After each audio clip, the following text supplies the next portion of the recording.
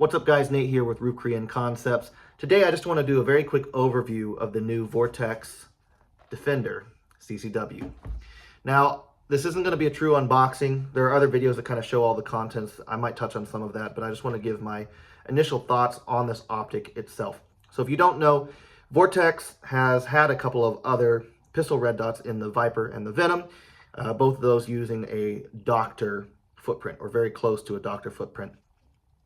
They had some shortcomings when it comes to a modern red dot sight for a handgun, especially when you think about duty or CCW use. But I think the Defender CCW improves on a lot of those things. Now, the Defender is a shield RMS footprint optic, so it'll fit on your smaller pistols. As you can see here, I've got it mounted on a Smith & Wesson Shield Plus. Now, it does come with like 8 different sets of mounting screws to allow you to mount it to whatever platform you're going to use it on.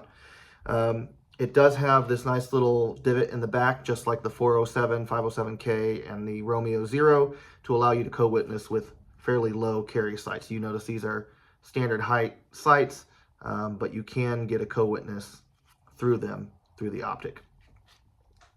Now this optic comes in 2 different size dots, 6 MOA or 3 MOA. I tend to prefer smaller dots, so I went with the 3 MOA on this.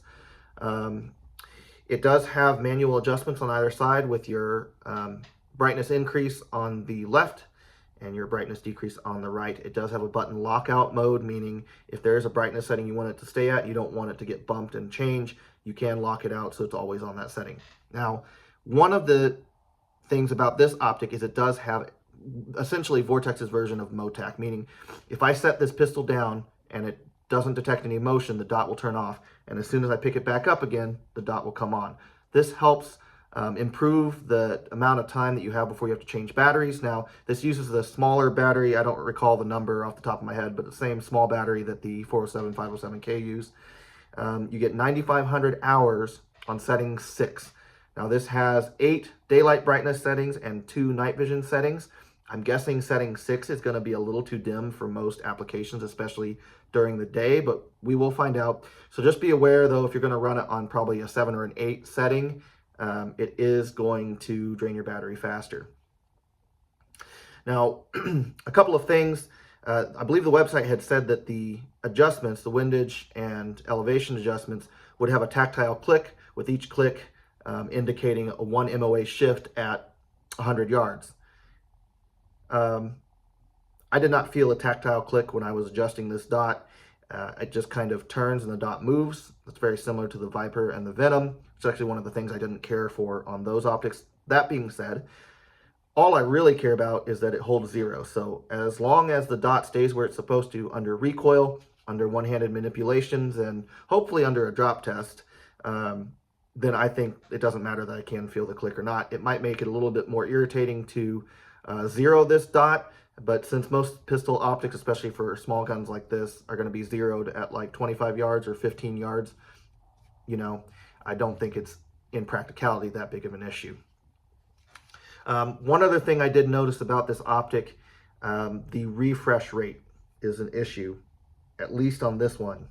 And it is more noticeable when you are transitioning from one point to another and the ambient lighting is fairly dark. You can clearly see a bunch of dots moving across. Again, in practicality, it might be a little distracting, but for close shooting, I don't think it makes a lot of difference, but it is noticeable. I don't notice it so bad in bright daylight. Like if I point this out the window and I move it quickly, I don't notice that refresh rate as much of an issue, but if I go over in the kitchen there where it's dark and I do that, you can see just a string of dots. So just be aware of that. Initial thoughts are the construction of this actually reminds me a lot of a 407 or 507K. It has kind of a squarish body shape. It does have this texturing on the front, which I assume is to help if you had to do a one-handed manipulation or against a barricade. It does have this kind of, I don't know if you can see that, a little bit of texturing along the front of the optic. It has a polymer insert, which is supposedly to help with shock, preventing the transfer of shock into the glass itself. I don't know if it works or not. I guess we'll find out.